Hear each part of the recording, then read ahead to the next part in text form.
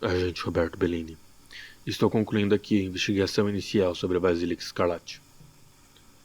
Uma foto tirada no acampamento Packnack com uma câmera paranormal em uma missão antecessora aqui registrada mostra uma antiga igreja bizarra em uma área tomada por sangue. Com o sumiço inexplicável de 7 agentes experientes e sendo nossa única pista uma foto, tivemos que tomar o risco do conserto da câmera para as demais funções, já que a mesma após uma queda durante uma luta congelou-a na opção de morte.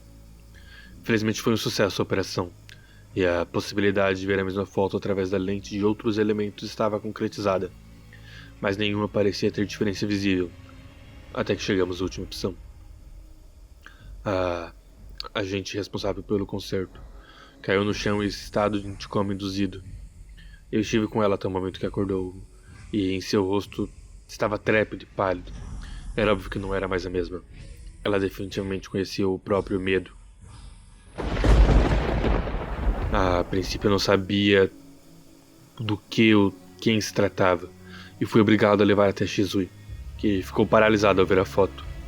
E em meias lágrimas de tristeza apenas conseguiu dizer que se tratava da agente mais forte que a Ordem já teve, a própria filha do outro lado.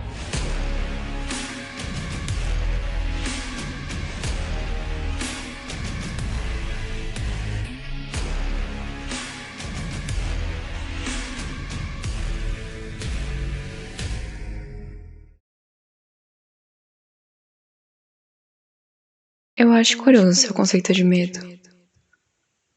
Uma distorção é real. Um vislumbre de Deus.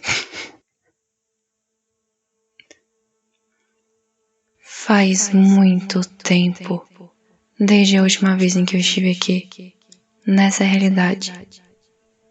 E tá na hora de eu ensinar pra vocês o que realmente é medo.